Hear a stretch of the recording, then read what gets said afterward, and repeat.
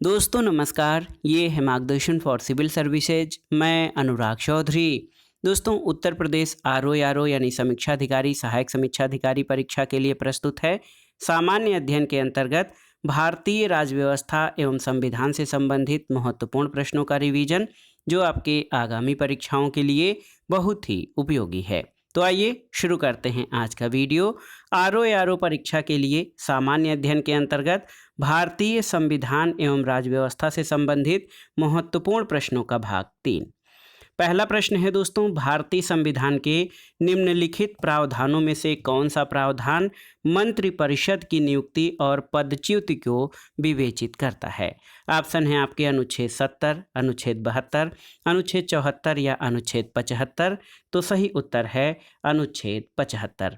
दोस्तों आप जान लीजिए कि भारतीय संविधान का अनुच्छेद 75 मंत्रिपरिषद की नियुक्ति और पदच्युति को विवेचित करता है। अनुच्छेद 75 एक के अनुसार प्रधानमंत्री की नियुक्ति राष्ट्रपति करेगा और अन्य मंत्रियों की नियुक्ति राष्ट्रपति प्रधानमंत्री की सलाह पर करेगा। अनुच्छेद 75 2 के अनुसार मंत्री राष्ट्रपति के प्रसाद पर्यंत पद धारण करेंगे। अगला प्रश्न है, भारतीय संविधान के संदर्भ में निम्नलिखित कथनों पर विचार कीजिए। यहाँ पर 2 कथन आपको दिए गए हैं। संघ मंत्रिपरिषद लोकसभा के प्रति सामूहिक रूप से उत्तरदायी होगी, बिल्कुल सही है। और दूसरा कथन है, संघ के मंत्री प्रधानमंत्री के प्रसाद पर्यंत अपने पद धारण करेंगे। तो ये आपका गलत है, क्योंकि आप जान लीजिए कि संघ के मंत्री राष्ट्रपति के प्रसाद पर्यंत अपने पद पर रहते हैं, न कि प्रधानमंत्री के।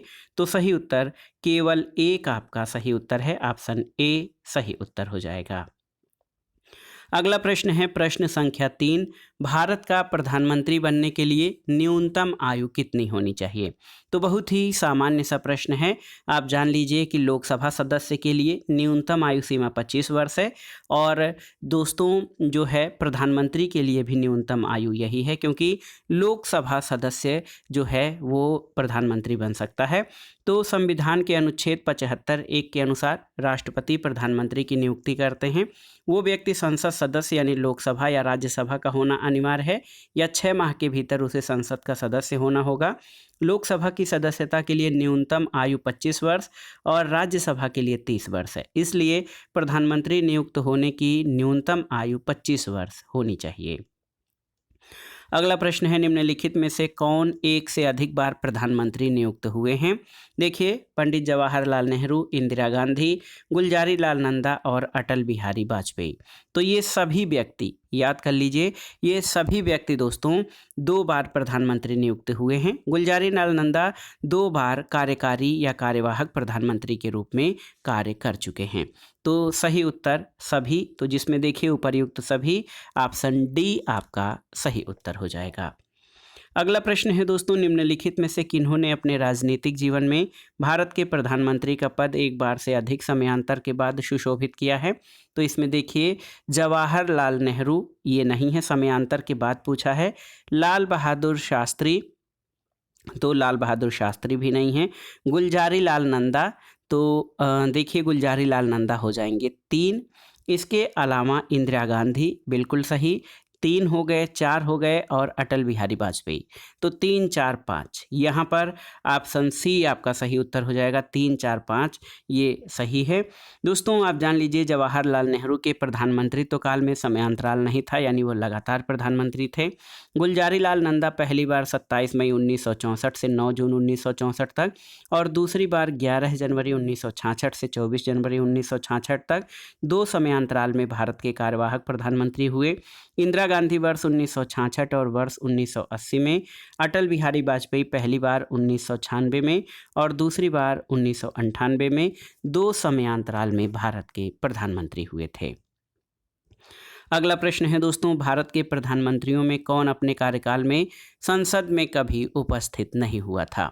तो सही उत्तर क्या हो जाएगा दोस्तों, सही उत्तर इस प्रश्न का कि भारत के प्रधानमंत्रियों में कौन कभी उपस्थित नहीं हुए थे? तो बहुत सारे साथी हमारे जानते हैं, ये चौधरी चरण सिंह थे। 28 जुलाई 1979 से 14 जनवरी 1980 तक भारत के प्रधानमंत्री थे और पूरे कार्यकाल के दौरान लोकसभा की बैठक नहीं हुई। लोकसभा की निर्धारित बैठक से एक दिन पूर्व ही कांग्रेस द्वारा समर्थन वापसी के कारण चौधरी चरण सिंह को प्रधानमंत्री पद से इस्तीफा देना पड़ा। और दोस्तों, इसके अलावा अटल बिहारी वाजपेयी, बीपी सिंह और चंद्रशेखर आज़ाद ये अपने कार्यकाल में संसद में उपस्थित थे। अब आइए मंत्रिपरिषद के बाद महान्यायवादी और सीएजी से संबंधित प्रश्नों को देख लेते हैं। पहला प्रश्न है दोस्तों, भारत के नियंत्रक और महालेखा परीक्षक की नियुक्ति की जाती है किसके द्वारा? तो सही उत्तर है राष्ट्रपति के द्वारा, अनुच्छेद 148(1) के तहत। तो याद रखिएगा दोस्तों, भारतीय संविधान के अनुच्छेद 148(1) के अनुसार भारत के नियंत्रक और महालेखा परीक्षक की नियुक्ति भारत के राष्ट्रपति द्वारा की जाती है। ये भारत सरकार के लेखों का लेखा परीक्षण करके अपनी रिपोर्ट राष्ट्रपति को प्रस्तुत करता है और राज्य सरकारों के लेखों का लेखा परीक्षण करके रिपोर्ट संबंधित राज्य के राज्यपाल को सौंपता है। अगला प्रश्न है दोस्तों, भारत के सीएजी यानी नियंत्रक और महालेखा परीक्षक कार्य करते हैं। ऑप्शन है नागरिक स्वतंत्रता के रक्षक के रूप में, लोक वित्त के संरक्षक के रूप में, सरकार के मुख्य विधिक सलाहकार के रूप में या उपर्युक्त सभी के संरक्षक के रूप में। तो सही उत्तर है सीएजी दोस्तों लोक वित्त यानी पब्लिक फाइनेंस के संरक्षक के रूप में कार्य करते हैं। ऑप्शन बी आपका सही उत्तर है। तो याद रखिएगा, संविधान सभा में डॉक्टर बाबा साहब अम्बेडकर ने कहा था कि नियंत्रक महालेखा परीक्षक भारत के संविधान के अधीन सर्वाधिक महत्व का अधिकारी होगा। वो सार्वजनिक धन का संरक्षक होगा और उसका ये कर्तव्य होगा कि वह यह देखे कि भारत की या किसी राज्य की संचित निधि में से समुचित विधानमंडल के प्राधिकार के बिना एक पैसा भी खर्च न किया जाए। अगला प्रश्न है दोस्तों, देखिए महत्वपूर्ण प्रश्न है कि नियंत्रक और महालेखा परीक्षक की टीका टिप्पणी पर उचित कार्रवाई करने की अंतिम जिम्मेदारी किसकी है? तो आप जानते हैं संसद की है। और देख लीजिए दोस्तों, संविधान के अनुच्छेद 151(1) के तहत नियंत्रक और महालेखा परीक्षक की रिपोर्ट राष्ट्रपति के द्वारा संसद के दोनों सदनों के समक्ष प्रस्तुत करवाया जाता है। इसलिए नियंत्रक और महालेखा परीक्षक की टीका टिप्पणी पर उचित कार्रवाई करने की अंतिम जिम्मेदारी संसद की है। अगला प्रश्न है, निम्नलिखित में से किसे भारत सरकार का प्रथम विधि अधिकारी समझा जाता है? तो उत्तर है महान्यायवादी यानी अटॉर्नी जनरल को। दोस्तों याद कर लीजिए, दोस्तों संविधान के अनुच्छेद 76 के अनुसार भारत सरकार को कानूनी मामलों में परामर्श देने के लिए राष्ट्रपति अटॉर्नी जनरल या महान्यायवादी की नियुक्ति करते हैं। उच्चतम न्यायालय के न्यायाधीश नियुक्त होने की योग्यता रखने वाले किसी व्यक्ति को अटॉर्नी जनरल नियुक्त किया जा सकता है और ये भारत सरकार का प्रथम विधि अधिकारी है और राष्ट्रपति के प्रसाद पर्यंत अपना पद धारण करते हैं। अगला प्रश्न है, भारत के महान्यायवादी या अटॉर्नी जनरल के बारे में निम्नलिखित कथनों पर विचार कीजिए। वह भारत के राष्ट्रपति द्वारा नियुक्त किया जाता है, बिल्कुल सही है। उसमें वही योग्यताएं होनी चाहिए जो सर्वोच्च न्यायालय के न्यायाधीश की होती हैं, बिल्कुल सही है। तीसरा है, उसे संसद के किसी भी एक सदन का सदस्य होना चाहिए, सही नहीं है। और संसद द्वारा महाभियोग लगाकर उसे हटाया जा सकता है, ये भी सही नहीं है। तो केवल कथन 1 और 2 आपके सही हैं, ऑप्शन ए सही उत्तर हो जाएगा। दोस्तों महान्यायवादी राष्ट्रपति द्वारा नियुक्त किया जाता है और महान्यायवादी में वही योग्यताएं होनी चाहिए जो सर्वोच्च न्यायालय के न्यायाधीश के लिए आवश्यक हैं। भारत का अटॉर्नी जनरल संसद का सदस्य नहीं होता, लेकिन वह सदन की बैठकों में भाग ले सकता है, बोल सकता है, लेकिन अपना मत नहीं दे सकता है। दोस्तों अटॉर्नी जनरल राष्ट्रपति के प्रसाद पर्यंत अपना पद धारण करता है, इसलिए राष्ट्रपति को उसे पदच्युत करने का अधिकार है। अब आइए दोस्तों, भारत की संसद में लोकसभा से संबंधित महत्वपूर्ण प्रश्नों को देख लेते हैं। पहला प्रश्न है, भारत का राष्ट्रपति लोकसभा में 2 सदस्यों को निम्न में से किसका प्रतिनिधित्व करने के लिए मनोनीत कर सकता है? तो ये दोस्तों जब ये प्रश्न पूछा गया था तो ये आंग्ल भारतीय सही उत्तर हो जाएगा। लेकिन अब देख लीजिए कि 104वां संविधान संशोधन अधिनियम 2019 के तहत अनुच्छेद 334 में संशोधन द्वारा लोकसभा और विधानसभाओं में अनुसूचित जातियों और अनुसूचित जनजातियों के लिए जो आरक्षण था वो 70 वर्ष से बढ़ाकर 80 वर्ष कर दिया गया, लेकिन आंग्ल भारतीय समुदाय के सदस्यों के नामांकन को प्रावधान को निष्प्रभावी कर दिया गया है। अगला प्रश्न है दोस्तों, लोकसभा सदस्यों की अधिकतम संख्या क्या निर्धारित की गई है, आपको बताना है। तो सही उत्तर है 550। याद कर लीजिए, लोकसभा संसद का निचला सदन है। इसके सदस्यों की अधिकतम निर्धारित संख्या 552 थी, जो आंग्ल भारतीय सदस्यों के जो मनोनयन था उनको समाप्त करने के बाद 550 रह गई है। वर्तमान में लोकसभा के सदस्यों की संख्या 543 है। अगला प्रश्न है दोस्तों, कथन कारण से संबंधित है। इसमें देखिए, राष्ट्रीय जनतांत्रिक गठबंधन सरकार लोकसभा के नियम 184 के अंतर्गत वाद विवाद पसंद नहीं करती है, बिल्कुल सही है। कारण है, इस नियम में वाद विवाद के साथ साथ मतदान का भी प्रावधान है। तो बिल्कुल ए और आर दोनों सही हैं और आर ए की सही व्याख्या है। दोस्तों, नियम 184 के तहत बहस के बाद मतदान होता है। यदि सरकार के पक्ष में कम मत पड़े तो सरकार के गिरने का खतरा रहता है। अगला प्रश्न है कि लोकसभा के प्रथम अध्यक्ष कौन थे, आपको बताना है। तो उत्तर है जीवी मावलंकर। दोस्तों, पहली लोकसभा का गठन 13 मई 1952 को हुआ था। 15 मई 1952 को गणेश वासुदेव मावलंकर लोकसभा के प्रथम अध्यक्ष बने और वो अपनी मृत्यु 27 फरवरी 1956 तक इस पद पर रहे थे। पहली लोकसभा के शेष कार्यकाल में एम अनंत सैनम आयंगर लोकसभा के अध्यक्ष रहे थे। अगला प्रश्न है, यदि किसी राज्य के लिए लोकसभा के स्थानों की आवंटित संख्या 42 हो तो उस राज्य के लिए अनुसूचित जातियों के लिए आरक्षित स्थानों की संख्या कितनी होगी। तो ये कोई मानक नहीं है, कोई भी निश्चित मानक नहीं है, इसलिए कोई भी उत्तर आपका सही नहीं होगा। क्योंकि आप जान लीजिए, अनुच्छेद 330 खंड 1 के अधीन किसी राज्य या संघ राज्य क्षेत्र में अनुसूचित जातियों या अनुसूचित जनजातियों के लिए दोस्तों आरक्षित स्थानों की संख्या का अनुपात लोकसभा में उस राज्य या संघ राज्य क्षेत्र को आवंटित स्थानों की कुल संख्या से वही होगा जो उस राज्य या संघ राज्य के भाग की अनुसूचित जाति या अनुसूचित जनजाति की जनसंख्या का अनुपात उस राज्य या संघ राज्य क्षेत्र की कुल जनसंख्या से है। यानी किसी राज्य में लोकसभा में अनुसूचित जाति या जनजाति के लिए आरक्षित स्थानों की संख्या उस राज्य में उनकी जनसंख्या के अनुपात पर निर्भर करती है। तो याद कर लीजिए दोस्तों, बहुत ही महत्वपूर्ण है, क्योंकि ऐसे आप नहीं अनुमान लगा सकते हैं किसी भी राज्य में कि वहाँ पर लोकसभा के लिए आवंटित स्थानों की संख्या कितनी है, तो वहाँ पर जो है अनुसूचित जाति के लोगों की संख्या कितनी होगी। क्योंकि आप जान लीजिए कि जो किसी राज्य में लोकसभा में अनुसूचित जाति या अनुसूचित जनजाति के लिए जो आरक्षित स्थान होते हैं उनकी संख्या उस राज्य में उनकी जनसंख्या के अनुपात पर निर्भर करती है। अगला प्रश्न है, संसद के दूसरे जो है सदन राज्यसभा के बारे में। राष्ट्रपति राज्यसभा में मनोनीत कर सकते हैं। तो राज्यसभा में कुल 12 सदस्यों को मनोनीत कर सकते हैं।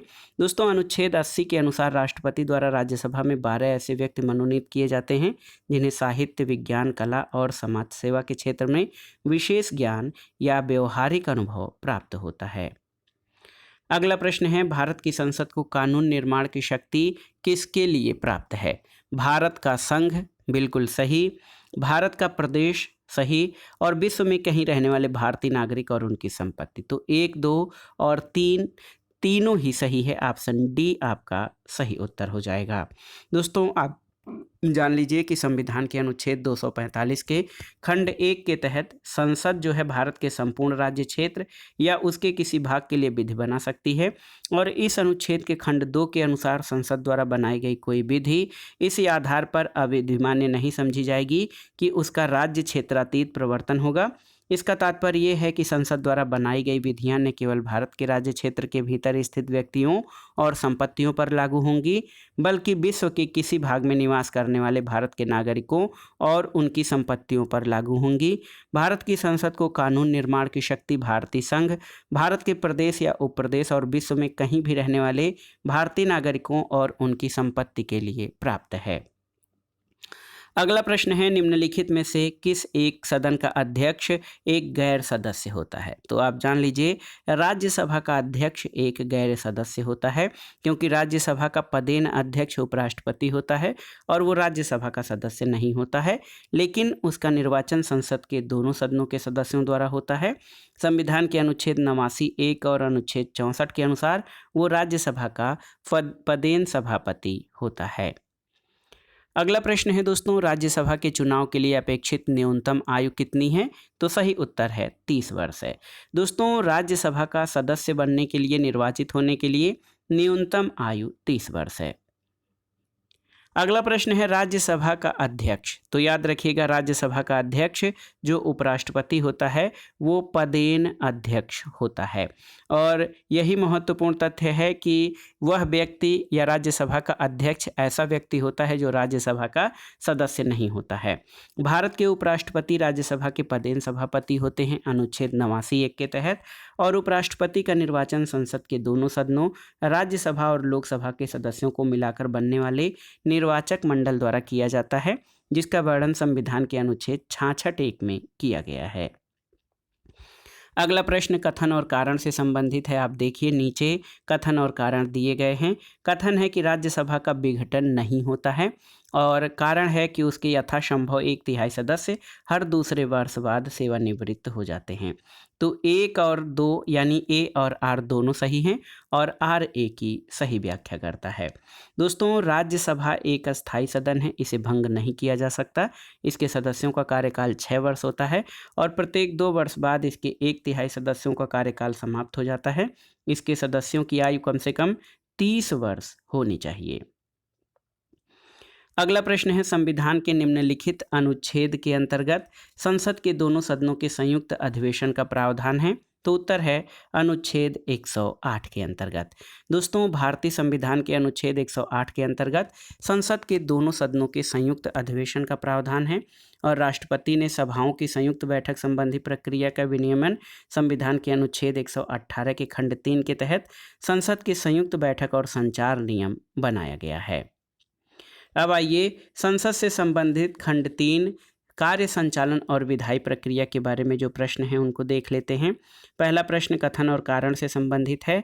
कथन है कि सूचना का अधिकार अधिनियम साधारणतया नौकरशाही में उत्तरदायित्व का मनोभाव बढ़ाने के लिए जिम्मेदार रहा है, तो सही है। कारण है कि इसे वांछित प्रभाव उत्पन्न करने के लिए अभी मीलों तक यात्रा करना है, बिल्कुल सही।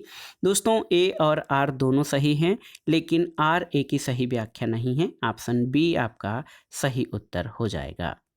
अगला प्रश्न है दोस्तों, संसद के अधिकारियों में कौन कौन से लोग शामिल हैं? आपको बताना है कौन कौन से लोग संसद के अधिकारियों में शामिल हैं।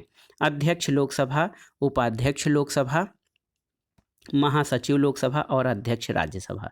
तो ये चारों ही लोग दोस्तों ये संसद के अधिकारियों में शामिल हैं।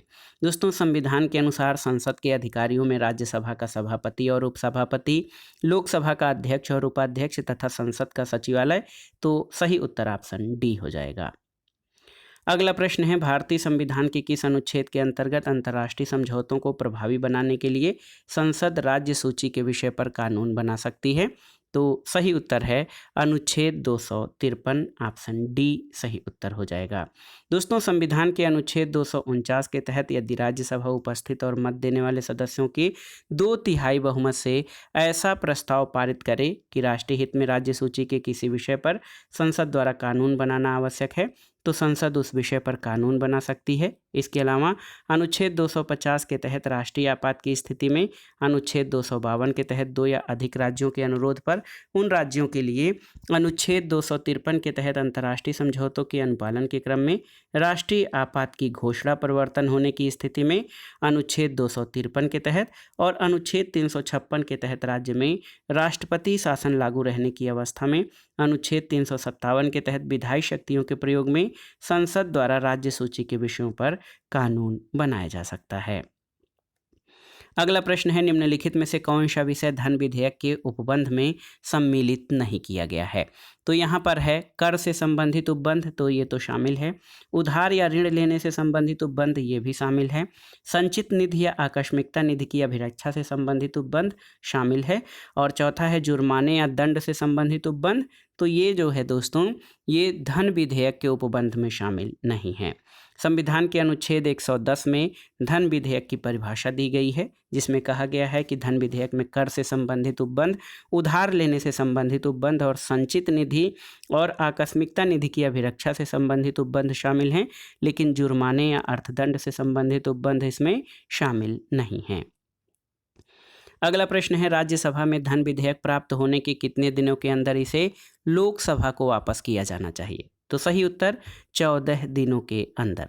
दोस्तों, संविधान के अनुच्छेद 109(1) के अनुसार धन विधेयक राज्यसभा में पुरस्थापित नहीं किया जा सकता। धन विधेयक लोकसभा द्वारा पारित किए जाने के बाद राज्यसभा को उनकी सिफारिशों के लिए पारित किया जाता है, जिसे राज्यसभा अधिकतम 14 दिनों तक रोक सकती है। अगला प्रश्न है कि वित्त विधेयक को प्रस्तुत करने के विषय में निम्नलिखित में कौन सा कथन सही है, आपको बताना है। तो सही उत्तर क्या हो जाएगा? दोस्तों, सही उत्तर है कि जो वित्त विधेयक है वो लोकसभा में ही प्रस्तुत किया जा सकता है। तो आयोग के प्रश्न पत्र में हिंदी संस्करण में वित्त विधेयक है, लेकिन अंग्रेजी संस्करण में मनी बिल है। तो मनी बिल या जो वित्त विधेयक है, आप जान लीजिए दोस्तों, मनी बिल या धन विधेयक की धन विधेयक है, वो धन विधेयक केवल लोकसभा में ही प्रस्तुत किया जाता है। अगला प्रश्न है, निम्नलिखित में से कौन भारत की लोकसभा और राज्यसभा की संयुक्त बैठक की अध्यक्षता करता है? तो ये भी आसान सा प्रश्न है, आप जानते हैं। लोकसभा का अध्यक्ष यानी लोकसभा स्पीकर दोस्तों भारतीय संविधान के अनुच्छेद 118(4) के अनुसार संसद के दोनों सदनों के संयुक्त बैठक की अध्यक्षता करता है। अगला प्रश्न है, भारत में संसद की लोक लेखा समिति के अध्यक्ष की नियुक्ति की जाती है? तो सही उत्तर क्या हो जाएगा? भारत में संसद के लोक लेखा समिति के अध्यक्ष की नियुक्ति लोकसभा के अध्यक्ष द्वारा की जाती है। और आप जान लीजिए, संसद के लोक लेखा समिति में कुल 22 सदस्य होते हैं। इसमें 15 सदस्य लोकसभा से और 7 सदस्य राज्यसभा से होते हैं। लोकसभा अध्यक्ष लोक लेखा समिति के अध्यक्ष को नियुक्त करता है और ये केंद्र सरकार के विभागों और मंत्रालयों के लेखाओं की जांच कर उन्हें संसद के प्रति उत्तरदायी बनाती है। और ये समिति भारत सरकार के विभिन्न विभागों पर नियंत्रक महालेखा परीक्षक की रिपोर्ट के आधार पर नियंत्रण रखती है। अगला प्रश्न है, लोक लेखा समिति के सदस्य होते हैं तो 15 7 22। याद रखिएगा, ऑप्शन बी आपका सही उत्तर है। 15 सदस्य लोकसभा से और 7 सदस्य राज्यसभा से लोक लेखा समिति में होते हैं। संसद के बाद आइए सर्वोच्च न्यायालय यानी सुप्रीम कोर्ट से संबंधित प्रश्नों को देख लेते हैं। पहला प्रश्न है दोस्तों, संविधान के किस अनुच्छेद के अंतर्गत न्यायालयों द्वारा संसद की कार्रवाइयों की जांच करना प्रतिबंधित किया गया है?